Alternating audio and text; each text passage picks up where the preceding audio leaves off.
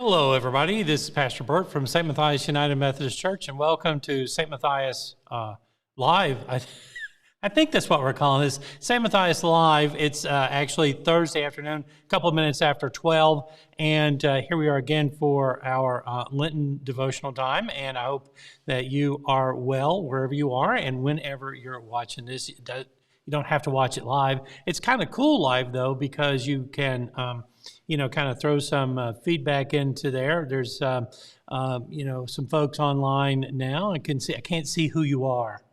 I don't see what you're wearing, but I know that you're there, and I'm glad that you're along the journey. If you want to drop something in the comment line, if you're watching on YouTube, just kind of look down. There should be some live comment kind of zone in there, and certainly on Facebook Live, you can just drop comments, and just nice to have you along, and please do let me know how things are going for you. I hope things are going really well. Today has been kind of a bit of a crazy day because of a variety of things, but one of the things that happened today, just a little while ago, is that we got notice from our conference that they're changing a lot of the requirements for our in-person gathering. During the season of COVID, there were lots of concerns about how we should and should not do things. Totally makes sense, understand that, but because of new research and experience, there's a lot of changes going on. So I just got a quick read through all that. It's really fascinating, and I'm looking forward to sitting down with our Healthy Church team and kind of working through that. So I'm really kind of hopeful that we will be able to, look each other eye to eye in some ways very soon. Easter would be a great time. Easter, is obviously going to be an awesome time because it's the celebration of Jesus' resurrection, right? So you can't miss that. But what a great time to, in the days leading up to Easter and certainly at Easter, to be in each other's presence as resurrected people, right? So excited about that, feeling good about that. So little kind of chaotic behind the scenes. I'm glad you're with us. We're in our sanctuary here at St. Matthias and spending some time here. I don't know why. I'm always like messing with the nose, so forgive me. And who knows what my hair is doing. So you got to work with this. I'm so sorry. I'm so sorry. Anyway, let's just jump right into what we have. This has been the beginning days of the season of Lent at St. Matthias. We are working our way through a series called Again and Again. It's kind of the refrain of, again and again this happens. Again and again there's trouble. Again and again there's struggle. But also, again and again, God shows up and reaches into that struggle and trouble and, is working to redeem and reconcile, to lift us up. And so that's a beautiful, beautiful thing to remember and to hold on to. We have partnered with a series of artists and theologians with this material. So I'm drawing, my reflections on Sunday from the Scriptures, always from the Scriptures, but also from the reflections of other people dealing with the same Scriptures, and also from art that's generated from that. So we'll see a little bit of that today. Also, there is a devotional guide that we have published, and we hope that you have had a chance to get that. If you haven't, please, if you're part of our community here, check your email because we have sent that out more than once, and we are happy to make that available for you. If you're like, I can't print, I don't know how to get the thing off the screen to the, let us know. Contact us at the church. We'll print it for you and have it here available for you. So, probably the easiest thing to do would be to call our church or to email Susan, the administrative assistant here, Susan at stmtoday.com. Now, remember that email address. We'll talk about it a little bit later on, but you can certainly call and say, I don't know how to you just, and we'll help you. Okay. But if you can download and print, that's even better. You can just kind of download it, print it, and be reflecting on these things. And it's not too late to start. This is a really rich set of material, so it is not too late to start. And I'm excited that you would be along the journey with us for that. Now, one of those folks that has helped provide materials for this is a Presbyterian. Gotta love my Presbyterian brothers and sisters. A Presbyterian pastor named Sarah R. And Sarah is just a wonderful thinker and certainly a believer, and also a person that is really a poet. And so she offered a poetic reflection for kind of where we are in this time of remembering how God is with us. In fact, this first week, if you were here with us on Sunday, you will know that the first thing that we talked about is that no matter what, again and again, God is with us. And God has a particular intention towards us, not an intention towards, I'm going to fix you. That's not where God starts. And so here is a piece of poetry which is a reflection on the way we are called to remember the very presence of God. And just forgive me, I'm going to read it for you. I'm not going to put it on a screen or anything. I just want you to hear these words. So settle in and hear these words. God never begins letters with the word, I hope this finds you well.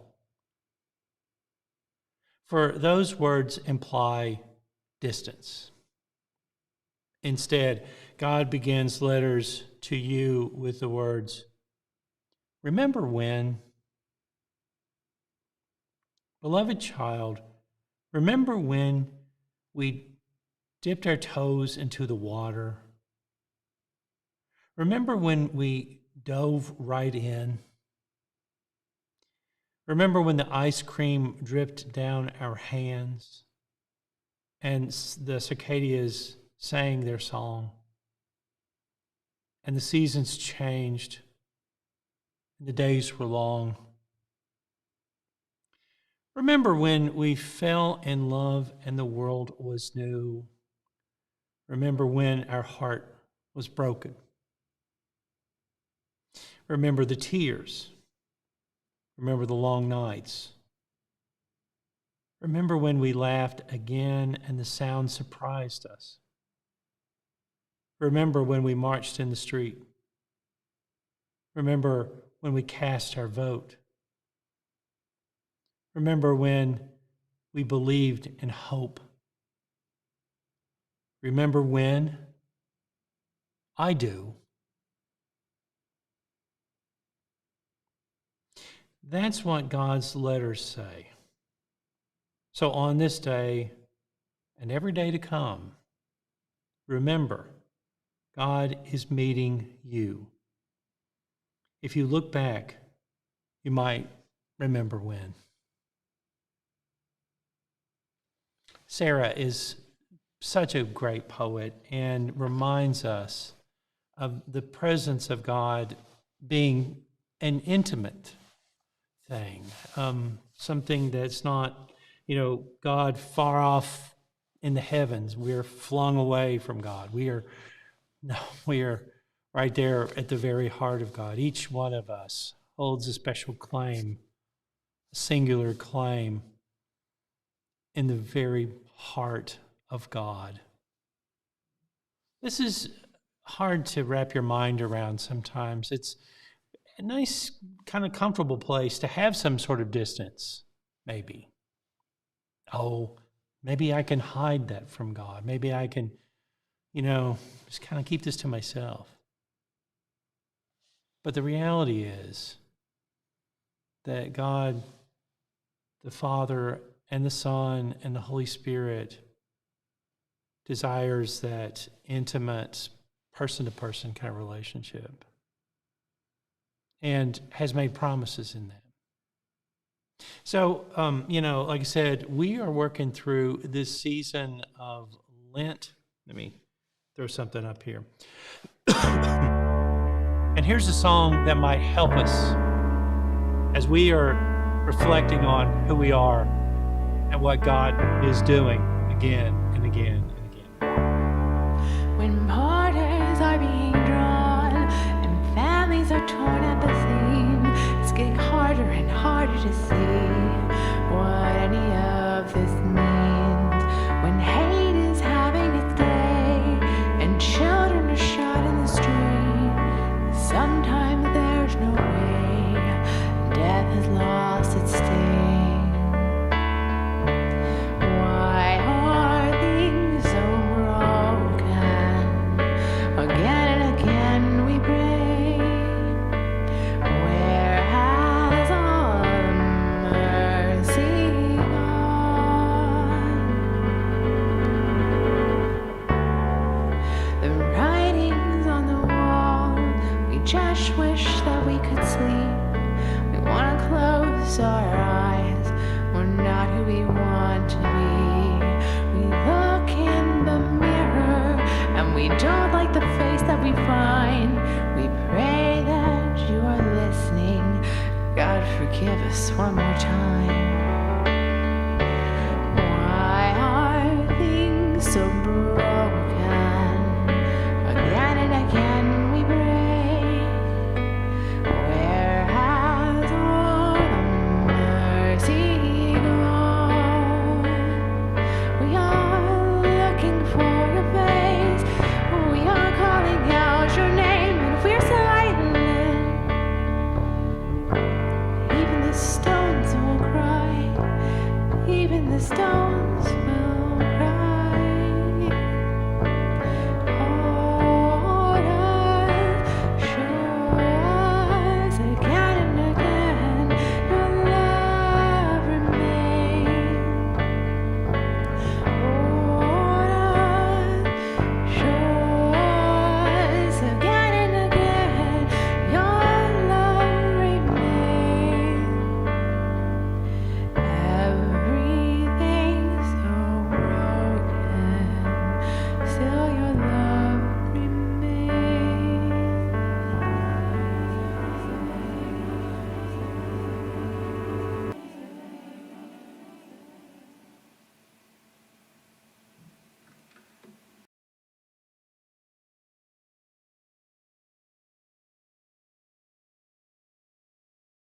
That's Nathan and Jessica Curtis, our incredible church music directors here at St. Matthias, with a song that was specifically put together for this series that we are working through again and again and again.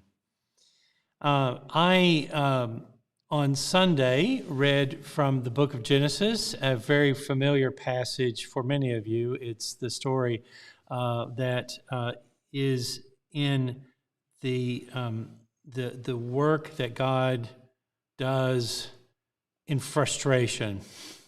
Recognizing just what a mess that humanity had made very early on, and the decision to create the flood and to restart. It was a reboot, and there is the flood that comes. The story of the flood is complex, and it offers a reflection of many different thinkers and people that have understood what was going on at different times. You can see, for example, that there are different numbers of animals that are put onto the ark. There is, the 2x2, which we're more familiar with, right?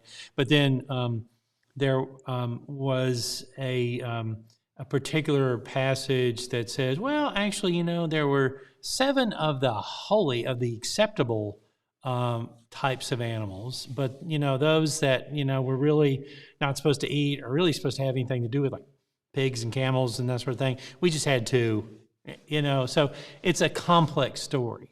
And it is a story that is meant to help us understand things in lots of different ways.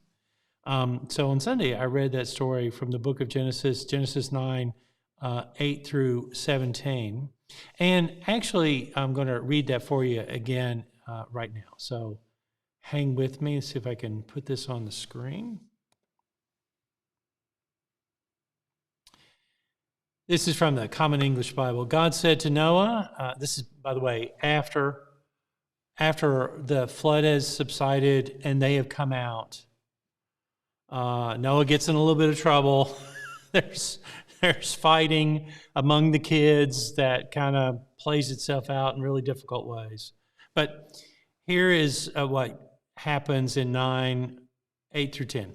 God says, 8 through 17.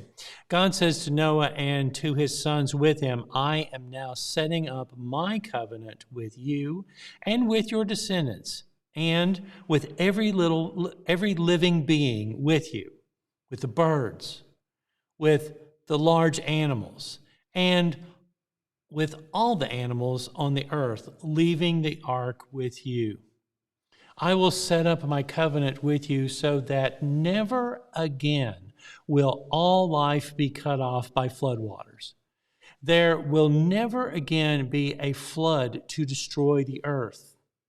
God said, this is the symbol of the covenant that I am drawing up between me and you and every living thing with you on behalf of every future generation.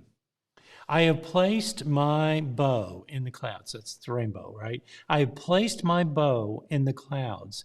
It will be the symbol of the covenant between me and the earth. When I bring clouds over the earth and the bow appears in the clouds, I will remember the covenant between me and you and every living being among all the creatures. Floodwaters will never again destroy all creatures. The bow will be in the clouds, and upon seeing it, I will remember the enduring covenant between God and every living being on the earth of the earth's creatures. God said to Noah, this is the symbol of the covenant I have set up between me and all creatures on the earth.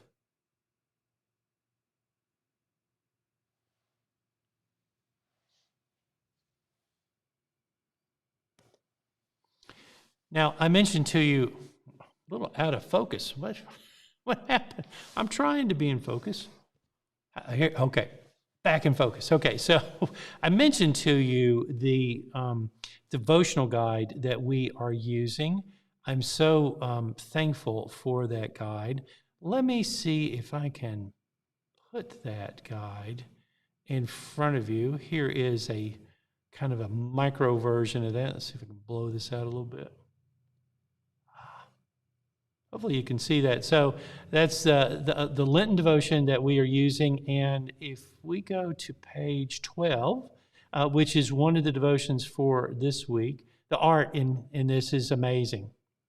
But here is a piece by Lauren Wright Pittman, an artist in North Carolina. And let me see if I can move myself over here. So Lauren is one of the artists who reflects on the scriptures with us and has this really beautiful piece. You can recognize there are lots of different animals. There's a panda and a penguin. I hope Peggy Langell is watching this because she has an affinity for penguins. But there's, squirrels and all kinds of different fowl and that sort of thing. So there, and of course, are these hands that encircle and enfold and hold, kind of like that, that old song, he's got the whole world in his hands, right? So I learned that song when I was growing up as a kid. And there's a truth to that reality. In fact, if you notice that the way the piece of Scripture is constructed, the way that it is put together, there's a lot of repeating that goes on. And we know from the Scriptures that when there is repeating that happens, when God or a message is repeated over and over again, it's kind of like reconstructed in the same way so that, the point is made again and again and again, right? That somebody is trying to get your attention. That, don't miss this. Don't miss this is what is being said. And so notice that, and I kind of had this vague memory of how the rainbow was a sign of God's covenant, but a sign of God's covenant to people. But if you actually look at the Scriptures, it's to people and the rest of all of creation. It is not that God is going to destroy the world through flood waters and this is going to be a direct impact to people. It is, I am not going to wipe you clean. God gets frustrated later on in Exodus. He's thinking like, maybe I should. And Moses, in some ways, kind of talks him out of it. God gets frustrated. But there is a promise. And it is a promise that is meant for all of humanity and all of creation, even the critters, even the animals, even those things that are scurrying along. Now, Laura writes this wonderful piece to the right-hand side. I don't know if you can see my arrow or not. I don't think you can. But she writes this wonderful piece. Following the creation narrative, humanity quickly spirals into violence, corruption, and power hunger towards the total destruction of creation. And God becomes deeply aggrieved and even regrets creating humanity. That's Genesis 6:6. God decides it's best to reboot, to return all of creation into the chaotic void, though God finds hope in Noah's family. And, they weren't perfect. That's good news for you and me. They weren't perfect. God finds hope in this family. Lauren writes, I've struggled with this narrative, but I find myself feeling a tremendous amount of compassion. I can only imagine how painful it is to watch the work of your hands dissolve into brutality. She writes, God offers Noah, his descendants, and every living creature an all-encompassing promise, vowing never to flood the earth again. Despite humanity's destructive role, God limits God's self and alone is held accountable in this covenant. God requires nothing of humanity or the entirety of creation in return. God gives us a chance for a fresh start and the opportunity to choose a different path. If we model our actions after God's, then we would humble and limit ourselves in order to better love God and to care for the creation that God has made. Sacrifice and selflessness pave a new way.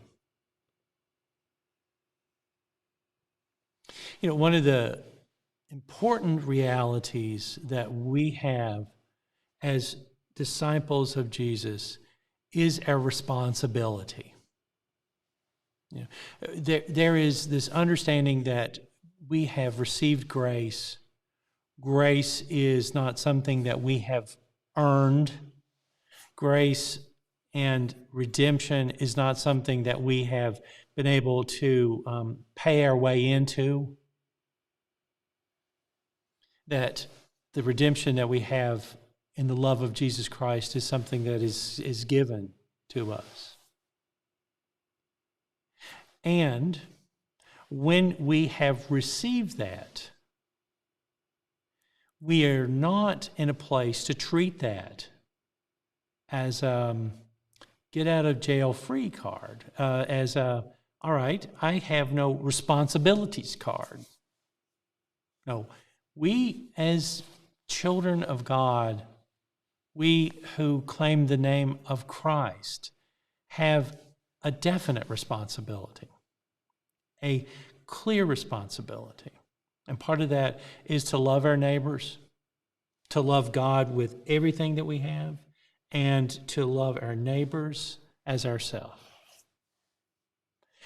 And part of that responsibility is to take care of the world, to take care of the reality that we have been given.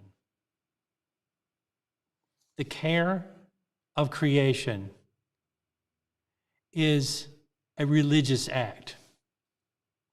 It is a biblical directive and is part of what we are supposed to do. Now, we can spend more time on this, but let me just start with that. And start with the understanding that when I see a rainbow, I'm reminded that I have been given an incredible gift, including the gift of God's patience and God's restraint. Not just towards me, but towards us all. And in receiving that gift, I'm to live into that gift. I'm to model that gift. I'm supposed to be restrained and compassionate as well. So I have one more piece of music that I want to share with you in just a moment, but let me make sure that I tell you a couple of things, okay, before I let us go. We have new emails here at the church.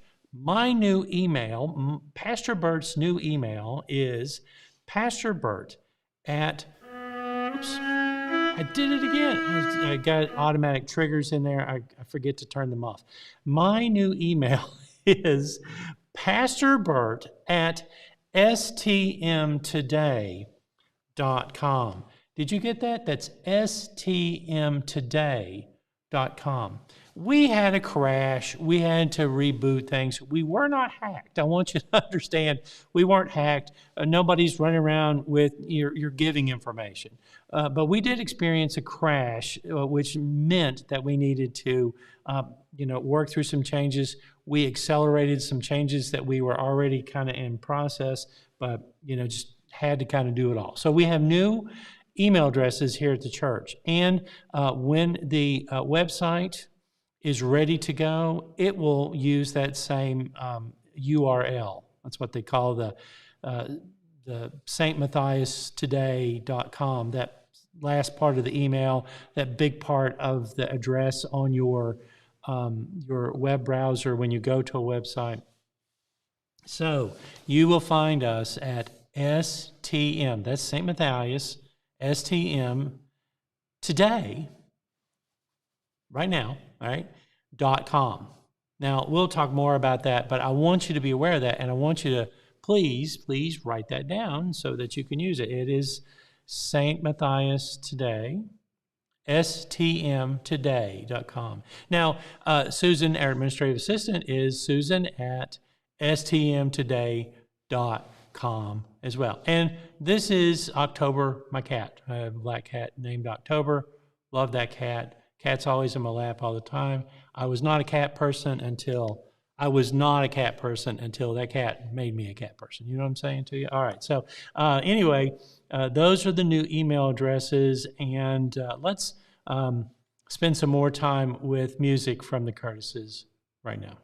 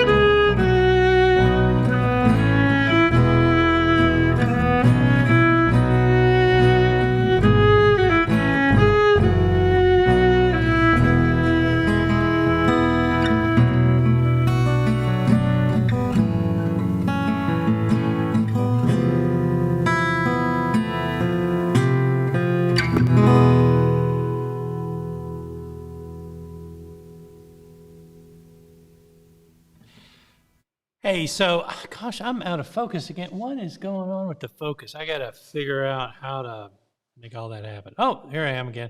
I probably shouldn't. It feels like I'm laying on hands or something, So, it's great to see you guys. Thanks for watching. Shout out to Karen and to Debbie and all of you who are online with us now and later on. Please leave a comment and let us know what you think, how we can make this better. I'm happy to always get comments, except for the really ugly ones, which I ignore. No, I'm just kidding. I'm kidding. Anyway, God bless you. Have a great week, and I will look forward to seeing you Sunday. Take care of yourself.